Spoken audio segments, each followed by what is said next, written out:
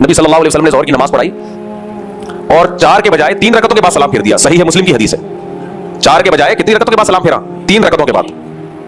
پیچھے جو صف میں صحابہ تھے وہ مبارکباد دیتے ہوئے نکلے، مبارک ہو بھائی، اللہ نے 1 رکعت نماز مختصر ہنی ان، مبارک ہو بھائی. نبی صلی اللہ علیہ وسلم کے پیچھے صف اول میں حضرت ابو بکر اور حضرت عمر بیٹھے ہوئے ہیں. حدیث کے الفاظ ہے فہابا ان یتکلما، کہ نبی صلی اللہ علیہ وسلم کا ایک جلال تھا تو یہ دونوں خاموش تھے کہ بھائی ہم پوچھیں تو ایسا نہ ہو کہ نبی ناراض ہو جائیں. ناراضی کس بات کی؟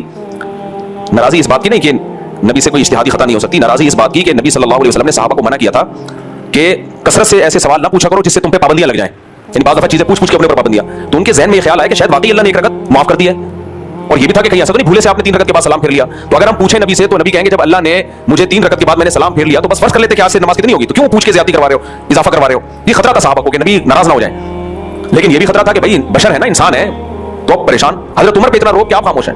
ایک دیہاتی صحابی، صحیح حدیث ہے، صحابہ کہتے ہیں ہم چاہتے تھے کہ دیہاتی لوگ ہماری مجلس میں آیا کریں کیونکہ وہ زیادہ تر مجلس کے آداب سے واقف نہیں ہوتے، وہ جو پوچھنا ہے وہ پوچھ لیتے ہیں اور نبی ان پہ ناراض بھی نہیں ہوتے.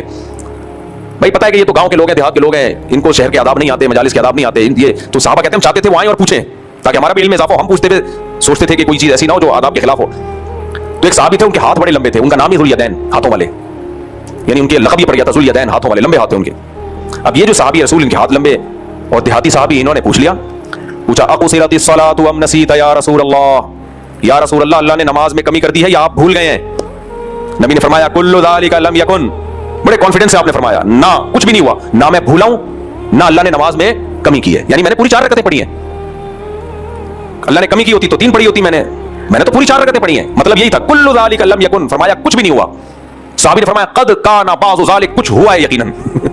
دیہاتی صحابی تھے نا، وہ کانفیڈنٹلی پوچھتے تھے، یعنی انہوں نے کہا یا رسول اللہ کچھ ہوا ہے. اس سے پتہ چلتا ہے صحابہ بھی نبی کو بشر سمجھتے تھے، انسان سے بھول چوک ہو سکتی ہے. فرمایا قد کان، قد تحقیق کے لیے لگتا ہے یقیناً کچھ ہوا ہے، یا تو آپ بھولیں یا اللہ نے نماز میں 1 رکعت میں کمی کی ہے. تو ہمارے نبی کو غصہ نہیں آیا ان کی بات پہ کہ میں پیغمبر ہوں، جب میں کہہ رہا ہوں کچھ نہیں ہوا تو تم مان لو کہ 3 کی نہیں بلکہ کتنی ہوئی ہیں، 4 ہوئی ہیں. نبی دن کو رات کہتے، رات کو دن کہتے تو ماننا پڑتا ہے نا. لیکن ہمارے نبی کو کوئی غضب نہیں، کچھ غصہ نہیں آیا. آپ نے دوبارہ ہو جاتا ہے، امام کے ساتھ ہو جاتا ہے، بعض دفعہ وہ سمجھ رہا ہوتا ہے میں ٹھیک ہوں، پھر وہ سب سے مشورہ کرتا ہے امام.